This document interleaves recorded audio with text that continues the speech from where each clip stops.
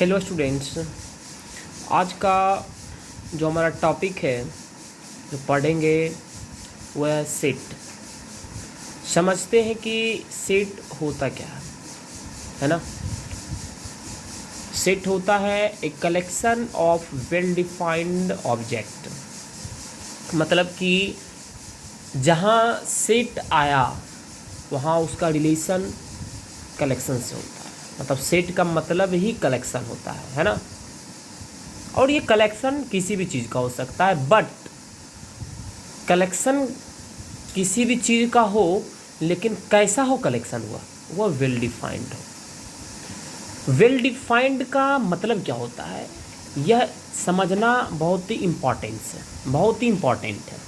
ये अगर समझ गए तो आपको समझिए कि सेट का डेफिनेशन समझ में आ गया। वेल डिफाइंड का मतलब होता है कि जो कलेक्शन का जो डेफिनेशन है वह definition person to person vary नहीं करना चाहिए। फॉर एग्जांपल, आप अपने स्क्रीन पर देख रहे हैं, मैंने पहला एग्जांपल लिया है सेट ऑफ नेचुरल नंबर, है ना, सेट ऑफ नेचुरल नंबर। अब मैंने सेट ऑफ नेचुरल नंबर लिया है तो इसके 1 2 3 4 से लेकर इनफाइनाइट तक मेरे लिए भी होगा। इसके ये कलेक्शन आपके लिए होगा, किसी और के लिए भी होगा। मतलब क्या देख रहे हैं कि यहाँ पर डेफिनेशन जो है वह सेम है, यह person to person definition vary नहीं कर रहा है। तो मतलब क्या ये सेट है? तो हाँ, ये सेट है। दूसरा मैंने लिया set of intelligent student in A class, है ना, set of intelligent student in A class. तो मैं इंटेलिजेंट स्टूडेंट बोल रहा हूँ, तो इंटेलिजेंट स्टूडेंट आपके लिए कुछ और हो सकता है, मेरे लिए कुछ और हो सकता है कि आप क्रिकेट में इंटेलिजेंट स्टूडेंट बोल दें, हो सकता है कि मैं मैथमेटिक्स में इंटेलिजेंट स्टूडेंट को बोल दूं, हो सकता है कोई आदमी फिजिक्स में इंटेलिजेंट स्टूडेंट को बोल दे, हो सकता है कोई वॉलीबॉल में इंटेलिजेंट स्टूडेंट को बोल दे। आप क्या देख रहे हो कि मैंने 4 पर्सन को कंसीडर किया और चारों के लिए ये डेफिनेशन वेरी कर रहा है। इसके डिफरेंट मेंबर्स इसके आ रहे हैं, डिफरेंट इसका एलिमेंट आ रहा है। मतलब क्या है, डेफिनेशन जो है वह पर्सन टू पर्सन वेरी कर रहा है। इंटेलिजेंट स्टूडेंट का कलेक्शन बनेगा लेकिन definition person to person vary करेगा। तो ऐसे कलेक्शन को हम लोग सेट के अंदर नहीं लिखते हैं, है ना। ऐसे कलेक्शन को हम लोग सेट के अंदर नहीं लिखते हैं, ठीक है। और भी कुछ एग्जाम्पल सी बात करते हैं। जैसे अगर आपको कह दिया जाए कि आप बताइए set of whole number less than equal to 10, है ना। रिस्ट्रिक्शन लगा दें लेस देन और इक्वल टू 10, क्या यहाँ डेफिनेशन वेरी करेगा? नहीं। क्या होगा वो? 0 1 2 3 4 5 6 7 8 और 9, है ना। लेकिन अगर मैं यही बोलूँ set of best player in cricket, हो सकता है मेरे लिए सचिन तेंदुलकर बढ़िया हो, युवराज सिंह, वीरेंद्र सहवाग, आपके लिए शिखर धवन हो जाए बढ़िया, है ना। किसी को रोहित शर्मा बढ़िया लगे। हम कहते हैं सेट ऑफ, मतलब डेफिनेशन वेरी कर रहा है ना। आप कहता हो set of best actress in Bollywood, है ना। तो यह क्या है, यहाँ definition person to person vary करेगा। जैसे हो सकता है हमको प्रियंका चोपड़ा, रेखा, है ना, ये सब हमको अच्छा लगे, किसी को नहीं। कटरीना कैफ किसी को अच्छा लगे, है ना। मतलब क्या है, यह अपना अपना इंटरेस्ट है। ये definition person to person vary करता है। तो यहाँ जो कलेक्शन होगा वह सेट के अंतर्गत नहीं आएगा, है ना। ऐसा मैं बोलता हूँ सेट ऑफ क्लास 9 स्टूडेंट, हाँ वो सेट होगा क्योंकि उसमें क्लास 9 के सारे स्टूडेंट आएंगे, समझे। अब सेट की नोटेशन की बात करते हैं। तो नोटेशन में आपको यह जानना होगा कि सेट को हमेशा आप कैपिटल लेटर से रिप्रेजेंट करते हैं। सेट को आप हमेशा किससे रिप्रेजेंट करते हैं? कैपिटल लेटर से आप रिप्रेजेंट करते हैं बच्चों। और सेट का जो एलिमेंट होता है ना, उसके जो मेंबर्स होते हैं उसको आप हमेशा स्मॉल लेटर से बिलोंग्स करते हैं। मेंबर्स का मतलब क्या? जैसे आपने बोला क्या, set of whole number less than और इक्वल टू 10, तो वह क्या था आपका बना था? 0 1 2 3 4 5 6 7 8 9 10 है ना, ये सारे इसके क्या हो गए एलिमेंट हुए, और ये सेट ऑफ होल नंबर था, तो डब्ल्यू सी इसको हम लोग रिप्रेजेंट हम लोग किए। अगर मैं बोलूं कि ए कोई एलिमेंट है सेट ए का, तो हम इस प्रकार से लिखते हैं ए बिलोंग्स टू ए। इसका मत साइन का मतलब होता है इसको इस तरह से लिखते हैं, इसका मतलब होता है ए बिलोंग्स टू ए। अगर ए सेट ए का एलिमेंट नहीं है तो क्या लिखेंगे, A does not belongs to set A. समझ में आया, कोई दिक्कत नहीं। अब है नेक्स्ट टॉपिक है कि हाउ टू डिस्क्राइब और स्पेसिफाई ए सेट, है ना, how to describe a set. तो माय डियर स्टूडेंट्स, आप यह जान लीजिए कि सेट को दो तरह से डिस्क्राइब किया जाता है। पहला होता है रोस्टेड, है ना, फॉर्म, और इसी को हम लोग ट्यूबुलर फॉर्म भी कहते हैं, ट्यूबुलर फॉर्म भी कहते हैं। और दूसरा होता है set builder method. Set builder method to describing a set. सेट को डिस्क्राइब करने का पहला मेथड रोस्टेड मेथड हो गया, और दूसरा मेथड है सेट बिल्डर मेथड, है ना। तो आइए कि रोस्टेड मेथड और सेट बिल्डर मेथड से हम किसी भी सेट को कैसे रिप्रेजेंट करते हैं। जैसे आपके पास कोई होल नंबर का कलेक्शन दिया गया है, 0 1 2 3 4 5 6 7 8 तक ही लेते हैं, और यही जो सेट है होल नंबर का, यही जो कलेक्शन है आपका होल नंबर का, मैं इसी को दोनों मेथड से, रोस्टेड फॉर्म से भी और सेट बिल्डर मेथड से भी कैसे इसको रिप्रेजेंट करते हैं मैं वो बताऊंगा। तो पहला आइए आप रोस्टेड फॉर्म में इसको कैसे रिप्रेजेंट कीजिएगा। रोस्टेड फॉर्म में जब इसको रिप्रेजेंट कीजिएगा ना, तो आप एक कर्ली ब्रैकेट के अंदर इसके जो भी एलिमेंट है एज इट इज क्या कीजिएगा, है ना, रख दीजिएगा, और सारे को कॉमा से इसको क्या कीजिएगा, सेपरेट कर दीजिएगा। यही जो रियल रिप्रेजेंटेशन आपका जो क्या होता है, रोस्टेड फॉर्म होता है। यह रिप्रेजेंटेशन क्या है, रोस्टेड फॉर्म का रिप्रेजेंटेशन है ना। उसके एलिमेंट्स जो होते हैं, उसके एलिमेंट्स को एज इट इज उसी सेट में रख देते हैं।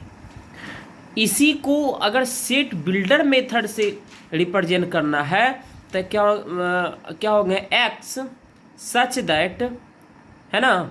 इस प्रकार से सेट बिल्डर मेथड से हमको अगर इसको रिप्रेजेंट करना हो तो कैसे रिप्रेजेंट करेंगे वो हम आपको दिखा देंगे। इसमें थोड़ा सा, है ना, थोड़ा ध्यान रखने की आवश्यकता होती है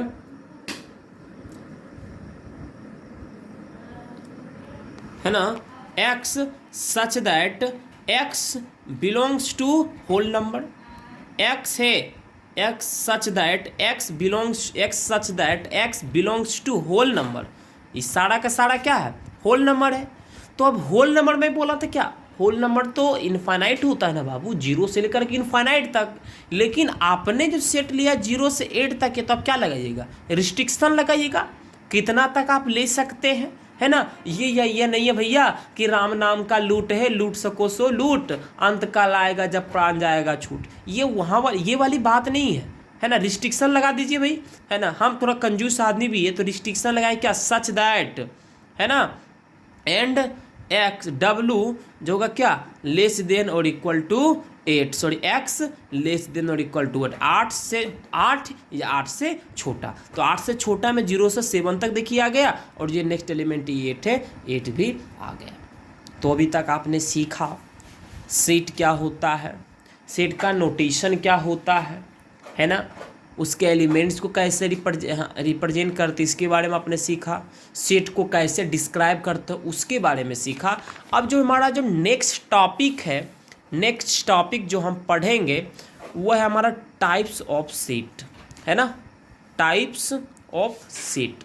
देखिए टाइप्स ऑफ सेट में क्या होता है ना कि आप अपने अनुसार बना सकते हैं, बुक बाई बुक जाइएगा तो 2-4 डेफिनेशन ज़्यादा भी मिल जाएगा, है ना, इस बुक में कुछ डेफिनेशन, उस बुक में कुछ डेफिनेशन है, बट जो इम्पॉर्टेंट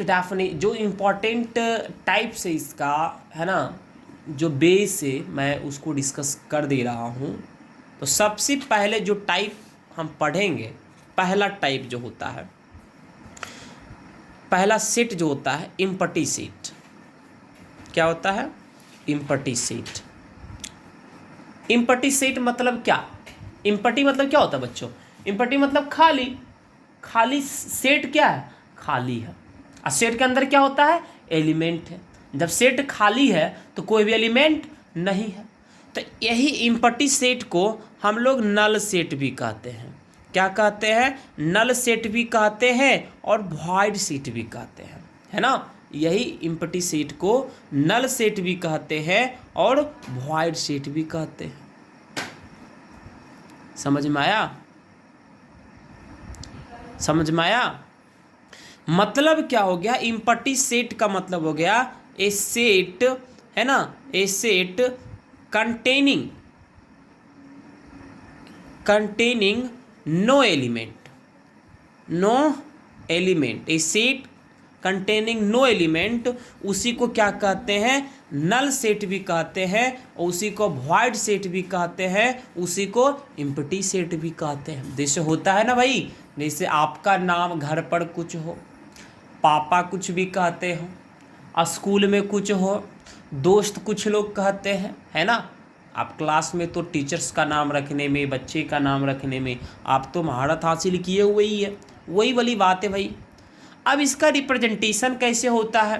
तो इम्पटी सेट का रिप्रेजेंटेशन इस तरह से करली ब्रैकेट दे दीजिए, उसमें कुछ नहीं दीजिए, या फिर इस साइन से आप रिप्रेजेंट करते हैं। दोनों का मतलब होता है कि यह इम्पटी सेट है।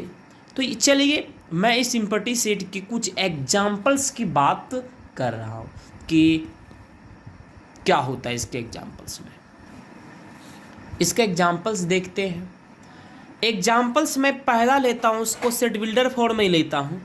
X such that x belongs to natural number, और रिस्ट्रिक्शन फिर लगाएंगे, टू एक्स जो होगा 2 से बड़ा होगा और 3 से छोटा होगा। X such that x belongs to natural number, और कंडीशन हमारा क्या है? 2 से बड़ा होगा, 3 से छोटा। अब कोई बताइए नेचुरल नंबर क्या होता है? काउंटिंग नंबर आर को नेचुरल नंबर। अब को हमको वैसा एक डिजिट बताइए नेचुरल नंबर का, कोई ऐसा एक नेचुरल नंबर बताइए जो 2 से बड़ा 3 से छोटा। ऐसा कोई भाई नहीं है। 2 के बाद क्या आता है? 3 ही आता है। मैं नेचुरल नंबर की बात कर रहा हूँ। और 2.5 भी नहीं बोल सकते हैं या 2.99 भी नहीं बोल सकते हैं कि सर ये तो 2 से बड़ा हो जाता है और 3 से छोटा होता है। I am not talking about that things, I am just talking about only natural number. तो कोई एलिमेंट नहीं है, क्या हो गया? दिस इज नल सेट, है ना। दूसरा एग्जाम्पल अगर मैं बोलूँ, X such that X is a number, है ना, X is a number, X is not equal to X, है ना। एक्स कोई नंबर है और एक्स एक्स के इक्वल नहीं है, ऐसा हो सकता है? एक्स कोई नंबर है और वह खुद के इक्वल नहीं हो, ऐसा हो सकता है? नहीं हो सकता है ना। ऐसा और भी कर सकते हैं। चलिए थोड़ा सा एक एग्जाम्पल और ले लीजिए इसमें। क्या? X such that x belongs to rational number and X square is equal to -1, X square is equal to -1, ऐसा होगा? एक्स का कुछ भी वैल्यू रखिएगा, एक्स का वैल्यू अगर -1 भी रखते तो रिजल्ट आपका 1 आएगा, है ना। तो कोई ऐसा एलिमेंट मिलेगा? नहीं मिलेगा। तो all these are examples of empty set. Empty set, empty set के बाद देखिए, इसी में से देखिए क्या हम इम्पटी सेट के बाद फिर नॉन इम्पटी सेट सब वगैरह नहीं डिस्कस करते हैं, लेकिन कहीं बुक में दे देगा नॉन इम्पटी सेट। अब नॉन इम्पटी क्या? इम्पटी जब जान रहे इम्पटी सेट क्या होता है, नल सेट क्या होता है, वॉइड सेट क्या होता है, then I think you have no any problem to define what is the definition of non empty set. Non empty set मतलब क्या? नॉन इम्पटी मतलब खाली नहीं है, नल सेट नहीं है, वॉइड सेट नहीं है, उसमें कोई ना कोई एक एलिमेंट है ना। अगर किसी सेट में एटलीस्ट एक भी एलिमेंट आ जाता है तो वह क्या हो जाता है, नॉन एम्प्टी सेट हो जाता है ना।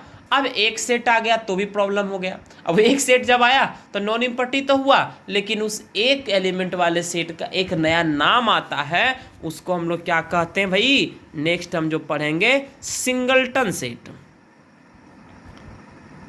Singleton set. अब ये भैया समझते हैं कि सिंगलटन सेट होता क्या है।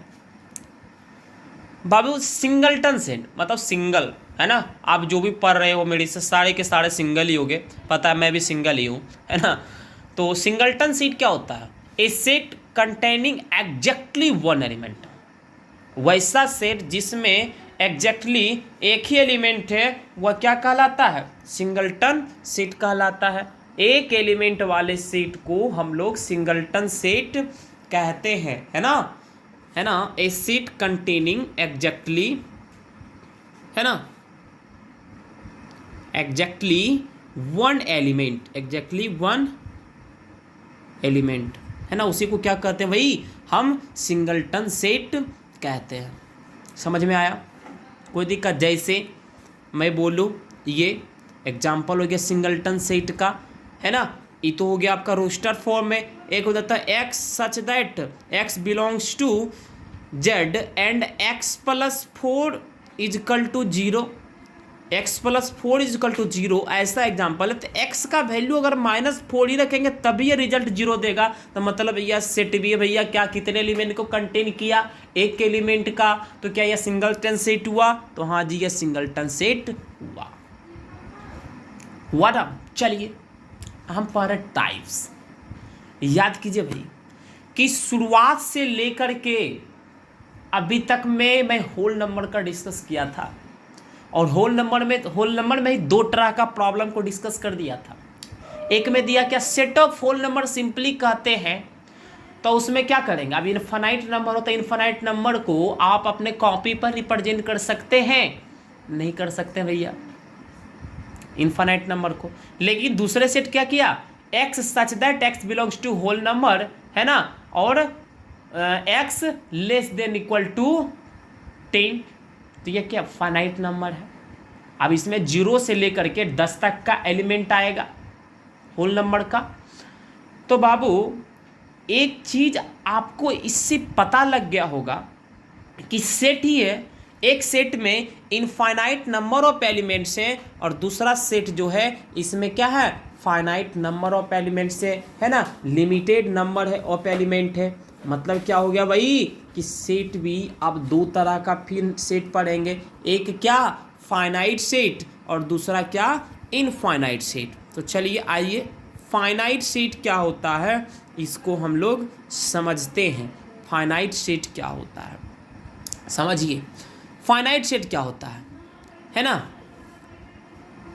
अब कुछ एलिमेंट है तो कैसा सेट होगा, नॉन एम्प्टी सेट होगा, है ना। मतलब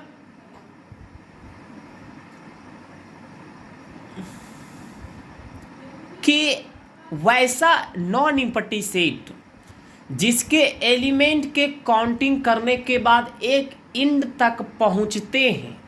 फाइनाइट का मतलब ऐसे नहीं कहता कि फाइनाइट नंबर ऑफ एलिमेंट्स, ऐसे भी कह सकते हैं आप इस चीज़ को कि वैसा non empty set, non empty क्योंकि मैं एम्प्टी पढ़ चुका हूँ, थोड़ा सा और उसके एडवांस होना तो और सुंदर उसको थोड़ा सा ना, तो वैसा नॉन एम्प्टी सेट जिसके एलिमेंट को काउंट करने के बाद, है ना, जब उसके काउंट करना स्टार्ट करते हैं, उसका प्रोसेस स्टार्ट करते हैं तो एक इंड तक पहुँचते हैं, वो हो जाता है फाइनाइट सेट। और उसके अगर इंड तक ना पहुँचे तो वही क्या हो गया, इनफाइनाइट सेट। जैसे मैं ए कोई सेट लिया जिसमें 2 4 6 8 10 12, है ना, यही क्या हो गया, ये क्या हो गया भाई, यही आपका हो गया फाइनाइट सेट आपका हुआ, यही क्या हो गया आपका फाइनाइट सेट। इनफाइनाइट सेट क्या सीधे बोलता, set the set of all point on the arc of a circle, set of all point on the arc of a circle. अब सर्कल है, अब सर्कल, जब सर्कल होता है तो किसी भी रेडियस का सर्कल हो सकता है,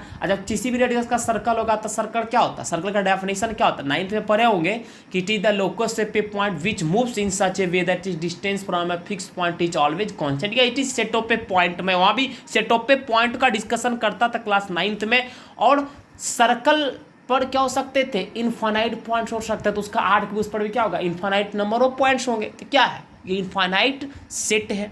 समझ में आया, कोई दिक्कत इसको समझने में नहीं ना। दो और भी सेट है टाइप्स में इसके। एक सेट है आपके पास, ऐसे कुछ और एग्जाम्पल्स का देना, जैसे set of all real number है ना, set of all integer, set of all natural number, set of all whole number, all these are examples of infinite set है ना। लेकिन मैं नेक्स्ट टाइप में बढ़ने से पहले, मुझे ये इससे पहले ही बता देना चाहिए था, बट भूल गया है ना। हम एक टॉपिक उठाते हैं, कार्डिनल नंबर है ना। कार्डिनल नंबर क्या होता है ना, कार्डिनल नंबर क्या होता है। ये कार्डिनल नंबर बताता है कि किसी सेट के अंदर कितने एलिमेंट हैं। Cardinal number represents the number of element in A given set है ना। जैसे आपके पास सेट ए है ना, तो इसमें क्या है 1 2 3 ए बी सी डी है ना। तो इसका कार्डिनल नंबर क्या होगा, तो number of cardinal number A हो जाएगा, कितने एलिमेंट 1 2 3 4 5 6 7 एलिमेंट है। तो 7 मतलब क्या, नंबर ऑफ एलिमेंट, एन का मतलब होता है number of element in set A equal to 7 है ना। यही होता है कार्डिनल नंबर। समझ में आया। लेकिन यही ध्यान रखना है आपको कि सारे के सारे एलिमेंट क्या होना चाहिए, डिस्टिंक्ट एलिमेंट कोई आपको काउंट करना है। अगर सेम एलिमेंट रहेगा तो उसको काट करके नहीं, कितने तरह के एलिमेंट उसके अंदर मौजूद हैं। जैसे इसमें देखो सारा का सारा क्या डिस्टिंक्ट है ना, इसका कार्डिनल नंबर क्या हो गया 7 हो गया। उसी प्रकार सेट बी अगर ले लेते इसका क्या हो जाएगा है ना, जैसे दे दिया x y z A B D, क्या हो गया 1 2 3 4 5 6, मतलब number of element in B, cardinal number इसका क्या हो गया 6। समझ में आया, ये होता कार्डिनल नंबर। थोड़ा सा ही था, छोटा सा कॉन्सेप्ट था इसको, लेकिन छोटा है, लेकिन इसका बहुत यूज है ना। बेसिक सा डेफिनेशन, अगर इसका डेफिनेशन अगर आपका सबका अगर डेफिनेशन अगर आपका क्लियर है तो आई थिंक आपको कोई प्रॉब्लम नहीं होने वाला है, मतलब सोल्व करने में, इस चैप्टर्स को समझने में है ना। कार्डिनल नंबर के बाद हमने आपको बता किया था कि नेक्स्ट 2 टाइप का फिर और सेट होता है, जिसको कि मैं बताने वाला था। वो आपका होता है इक्वल सेट, इक्विवेलेंट सेट। पहले बताता हूँ इक्विवेलेंट सेट। इक्विवेलेंट सेट क्या होता है, समझिए कि आपके पास 2 सेट है। एक सेट ए है जिसका एलिमेंट है 1 3 5, एक सेट बी है जिसका एलिमेंट है आपका एक्स वाई जेड है ना।